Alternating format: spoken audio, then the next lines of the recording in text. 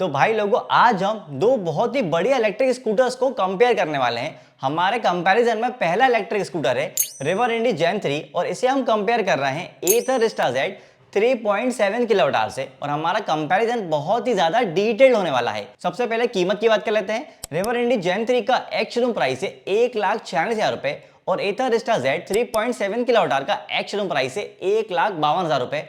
और अगर आप इसमें प्रो पैक लेते हो तो उसके लिए आपको 20,000 रुपए एक्स्ट्रा पे करने होते हैं। कीमत के हिसाब से देखें तो इन दोनों इलेक्ट्रिक स्कूटर के एक्स शोरूम प्राइस के अंदर 7,000 रुपए का डिफरेंस है। इस सेगमेंट के कस्टमर के लिए 7,000 रुपए का प्राइस डिफरेंस कोई बहुत ज्यादा बड़ी चीज नहीं है, लेकिन फीचर्स और परफॉर्मेंस वाइज बहुत बड़ा डिफरेंस है जिसके बारे में हम आगे बात करेंगे।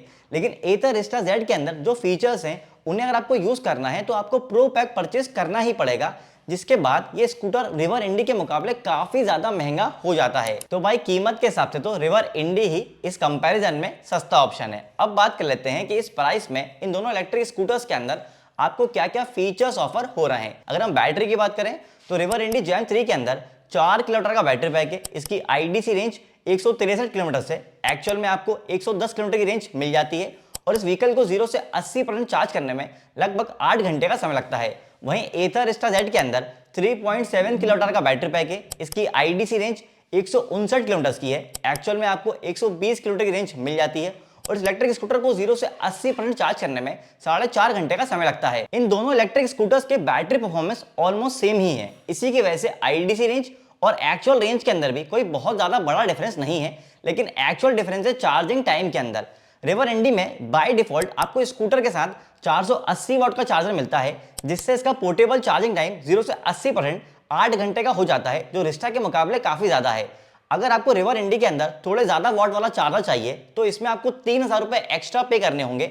इसके बाद आपको 750 वाट का चार्जर मिल जाएगा, जिससे इस इलेक्ट्रिक स्कूटर को 0 से 80% चार्ज करने में 5 घंटे का समय लगेगा। लेकिन अभी भी 3,000 खर्च करने के बावजूद भी इसका पोर्टेबल चार्जिंग टाइम रिस्टा के मुकाबले थोड़ा ज्यादा ही है। अब अगर हम फास्ट चार्जिंग की बात करें तो दोनों इलेक्ट्रिक स्कूटर्स फास्ट चार्जिंग के सपोर्ट के साथ आते हैं और एथर रिस्टा ने तो अपना अच्छा खासा बड़ा फास्ट चार्जिंग का नेटवर्क भी सेटअप कर रखा है। इसकी वजह से यहाँ पर एथर रिस्टा को एक प्लस पॉइंट मिल जाता है। अब रिवर इंडी के अंदर भी फास्ट चार्जिंग का सपोर्ट तो अवेलेबल है, लेकिन क्योंकि इसका चार्जिंग पोर्ट सबसे ही अलग है, इसलिए आप इसे किसी दूसरे मैन्युफैक्चरर के चार्जर से चार्ज नहीं कर सकते। आप इसे फास्ट चार्ज तभी कर पाओगे जब रिवर अपना खुद का चार्जिंग नेटवर्क सेटअप करेगा। तो अभी के लिए फास्ट चार्जिंग सपोर्ट होने के बावजूद भी आप रिवर इंडी को फास्ट चार्ज नहीं कर सकते। तो बैटरी परफॉर्मेंस के हिसाब से तो यहाँ पर रिस्टा एक ज्यादा अच्छा ऑप्शन नजर आ रहा है। अब बात कर लेते हैं मोटर के बारे में। रिवर इंडी के अंदर 6.7 किलोवाट की पीएमएसएम चेन ड्रिवन मोटर आती है। इसकी top speed 90 kilometre per hour है।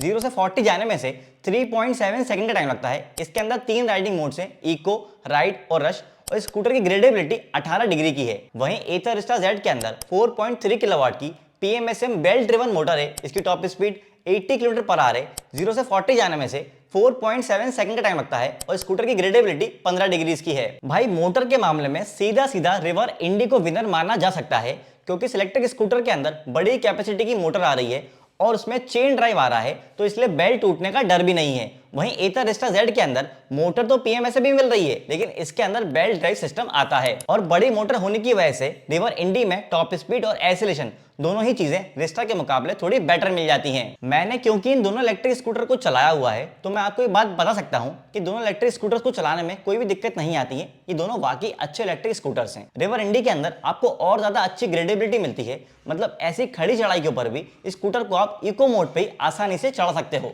और यही वजह है कि यहाँ पे ओवरऑल रिवर इंडी आगे है रिस्टा के मुकाबले। अब बात कर लेते हैं बूट स्पेस की। रिवर इंडी के अंदर 43 लीटर का बूट स्पेस आता है, जबकि एथर रिस्टा जेड के अंदर 34 लीटर का बूट स्पेस आता है। एथर रिस्टा के अंदर अच्छा बूट स्पेस मिलता है और ये काफी ज्यादा ऑर्गेनाइज भी है, लेकिन ये रिवर इंडी के 43 लीटर के अच्छे खासे बड़े बूट स्पेस के आगे छोटा नजर आता है। और रिवर इंडी के अंदर फुल साइज का हेलमेट भी इजीली आ जाएगा। इसके अलावा भी इसमें बूट स्पेस में आप और सामान रख सकते हो, इतनी जगह रहती है। बूट स्पेस के अलावा रिवर इंडी के अंदर फ्रंट में 12 लीटर का ग्लव बॉक्स भी मिलता है, जिसमें आप छोटा मोटा सामान रख के इसे लॉक भी कर सकते हो। 480 वाट वाला चार्जर भी इस ग्लव बॉक्स में इजीली आ जाता है। एथर रिस्टा के अंदर भी आपको एक ऑप्शन मिलता है कि आप एडिशनल 22 लीटर का स्टोरेज एड ऑन कर सकते हो, पर इसके लिए आपको एडिशनल एसरी परचेज करनी पड़ेगी, जिसे फ्रंक बोलते हैं। तो भाई यहाँ पे स्टोरेज के मामले में तो रिवर इंडी क्लियर विनर है। अब बात कर लेते हैं कर्व वेट के बारे में। रिवर इंडिया का वेट 135 किलो है, जबकि एथर रिस्टा का वेट 119 किलो है। वेट के हिसाब से रिवर इंडिया एक भारी इलेक्ट्रिक स्कूटर है और इसकी सबसे बड़ी वजह है इसकी बिल्ड क्वालिटी। क्योंकि इलेक्ट्रिक स्कूटर को मल्टीपर्पज यूज के लिए बनाया हुआ है, इसलिए इस इलेक्ट्रिक स्कूटर में ऑलरेडी इंटीग्रेट करके दिया है क्रैश गार्ड्स,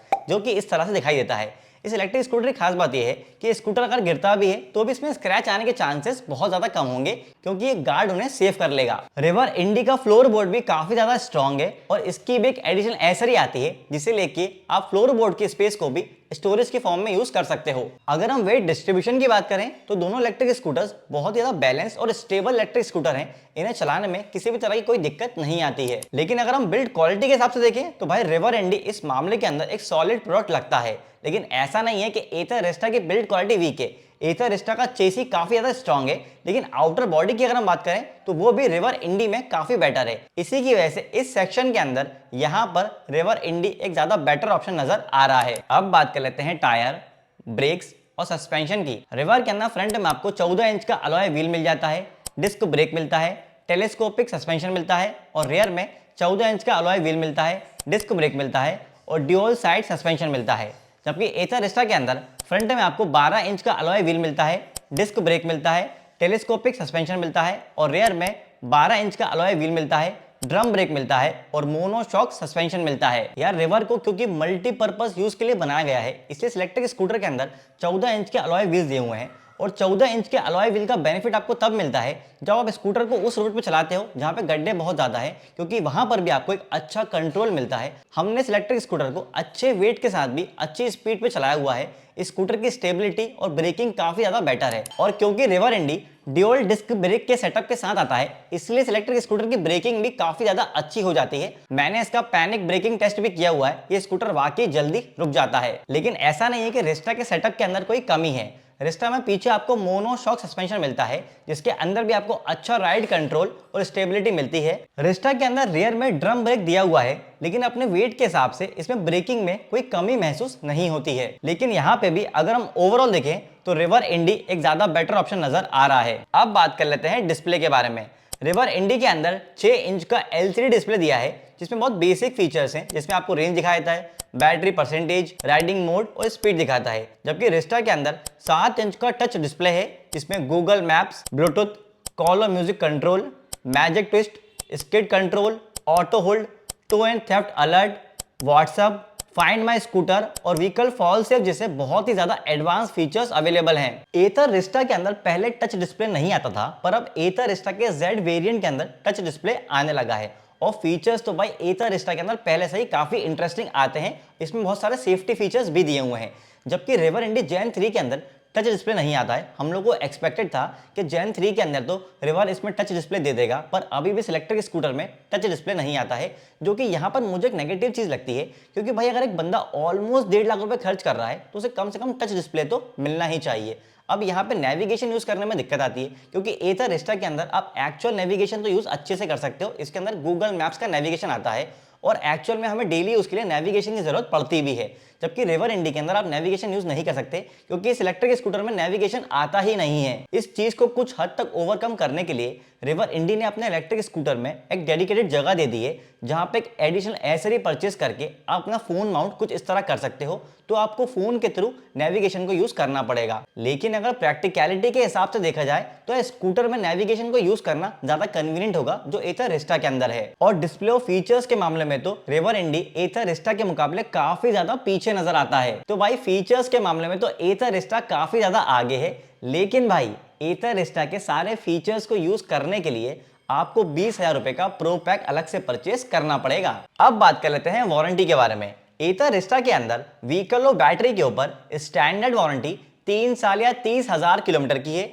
अगर आप प्रो पैक परचेस करते हो तो उसके बाद बैटरी के ऊपर आपको 5 साल या 60,000 किलोमीटर की एक्सटेंडेड वारंटी मिल जाती है। और अगर आप प्रो पैक परचेस करने के बाद 5,000 रुपए अलग से पे करते हो तो उसके बाद बैटरी के ऊपर आपको 8 साल या 80,000 किलोमीटर की एक्सटेंडेड वारंटी मिल जाती है। जबकि रिवर इंडी के अंदर व्हीकल, बैटरी और मोटर के ऊपर स्टैंडर्ड वारंटी 3 साल या 30,000 किलोमीटर की है। अगर आप 5,000 रुपए एक्स्ट्रा पे करते हो तो बैटरी और मोटर के ऊपर आपको 5 साल या 50,000 किलोमीटर की एक्सटेंडेड वारंटी मिल जाती है। और अगर आप 8,400 रुपए एक्स्ट्रा पे करते हो तो बैटरी और मोटर के ऊपर आपको 8 साल या 80,000 किलोमीटर की एक्सटेंडेड वारंटी मिल जाती है। देखो स्टैंडर्ड वारंटी तो दोनों ही व्हीकल्स के अंदर बिल्कुल सेम मिल रही है, मामला चेंज होता है एक्सटेंडेड वारंटी के अंदर। रिवर इंडी के अंदर अगर आपको बैटरी और मोटर के ऊपर 5 सालों 50,000 किलोमीटर की एक्सटेंडेड वारंटी लेना है तो उसके लिए आपको सिर्फ 5,000 रुपए एक्स्ट्रा पे करने हैं। वहीं अगर एथर में आपको बैटरी के ऊपर 5 साल या 60,000 किलोमीटर की एक्सटेंडेड वारंटी लेना है तो उसके लिए आपको प्रो पैक परचेज करना पड़ेगा जो 20,000 रुपए का आएगा। यही नहीं, यहाँ पे अगर आप 8 साल या 80,000 किलोमीटर वाली एक्सटेंडेड वारंटी लेना चाहते हो तो रिवर इंडी में वो काम सिर्फ 8,400 रुपए के अंदर हो जाएगा, जबकि एथर रिस्टा में आपको प्रो पैक के बाद 5,000 रुपए अलग से पे करने पड़ेंगे। मतलब अगर आप एथर रिस्टा में 8 साल या 80,000 किलोमीटर वाली एक्सटेंडेड वारंटी चाहते हो तो उसके लिए आपको 25,000 रुपए एक्स्ट्रा पे करने पड़ेंगे। उसके बाद भी ये एक्सटेंडेड वारंटी सिर्फ बैटरी के ऊपर रहेगी, जबकि रिवर इंडी के अंदर 8 साल या 80,000 किलोमीटर वाली वारंटी बैटरी और मोटर दोनों के ऊपर एप्लीकेबल है। तो भाई वारंटी के मामले में तो रिवर इंडी एक ज्यादा अच्छा ऑप्शन दिख रहा है। और एथर रिस्टा के अंदर एक नेगेटिव चीज है कि आप सिर्फ एक्सटेंडेड वारंटी अलग से परचेज नहीं कर सकते, एथर को इसके ऊपर काम करना चाहिए। इन दोनों इलेक्ट्रिक स्कूटर को डिटेल में कंपेयर करने के बाद अब बारी है दिल टू टपाकर के कंक्लूजन की। देखो हमने जितने भी पैरामीटर्स के ऊपर इन दोनों इलेक्ट्रिक स्कूटर को कंपेयर करा है उनमें ज्यादातर पैरामीटर के अंदर रिवर इंडी एक ज्यादा अच्छा ऑप्शन साबित हुआ है। तो मेरे हिसाब से अगर आप एक अच्छी परफॉर्मेंस वाला इलेक्ट्रिक स्कूटर ढूंढ रहे हो जिसमें थोड़े कम फीचर्स के अंदर भी आपका काम चल जाएगा, बूट स्पेस आपको बहुत बड़ा चाहिए, डिजाइन आपको सबसे अलग हटके चाहिए, तो भाई मेरे हिसाब से आप लोग रिवर इंडी को कंसीडर कर सकते हो अगर इसका शोरूम आप लोग के शहर में अवेलेबल हो। रिसेंटली इन्होंने और सिटीज के अंदर शोरूम ओपन किए हैं, जो लिस्ट आपको यहाँ पे दिख जाएगी। वहीं अगर आप ऐसा इलेक्ट्रिक स्कूटर ढूंढ रहे हो जिसका डिजाइन आपकी फैमिली में हर इंसान को पसंद आए, जो आपकी फैमिली में हर इंसान इजीली चला पाए, जिसकी अवेलेबिलिटी इंडिया के ज्यादातर शहरों के अंदर अवेलेबल हो, तो इस केस के अंदर आप एथर रिस्टा को कंसीडर कर सकते हो, क्योंकि भाई एथर रिस्टा भी एक अच्छा इलेक्ट्रिक स्कूटर है। और चलो यहां पर मैं आपको एक इनसाइट दे देता हूं। मैंने जितने भी वीडियोस बनाए हैं रिवर इंडी के ऊपर, उनके कमेंट के बेसिस पर मैं आपको ये बता सकता हूं कि रिवर इंडी का डिजाइन हर इंसान को पसंद नहीं आता है। इसका डिजाइन बहुत अलग हटके है। जैसे मान लो अगर मुझे अपने लिए इलेक्ट्रिक स्कूटर चाहिए होगा तो मैं रिवर इंडी परचेस कर लूंगा, लेकिन अगर मुझे एक ऐसा इलेक्ट्रिक स्कूटर चाहिए जो मेरी फैमिली में हर इंसान अच्छे से यूज कर पाए तो शायद मैं एथर रिस्टा पसंद करूंगा। अब इसका मतलब ये नहीं है कि रिवर इंडी जो है वो मेरी फैमिली में बाकी लोग यूज नहीं कर पाएंगे। रिवर इंडी भी वैसा ही यूज होगा जैसे बाकी इलेक्ट्रिक स्कूटर यूज होंगे, लेकिन उसका जो डिजाइन है वो शायद बाकी लोगों को पसंद ना आए। तो भाई ये तो था रिवर इंडी का एथर रिस्टा जेड के साथ डिटेल कंपैरिजन वीडियो। अगर आप लोग कोई भी डाउट है तो कमेंट करके मुझसे पूछ लेना, और इलेक्ट्रिक गाड़ी के ऐसे ही डिटेल वीडियोस के लिए दिल टू टॉप को सब्सक्राइब कर लीजिए।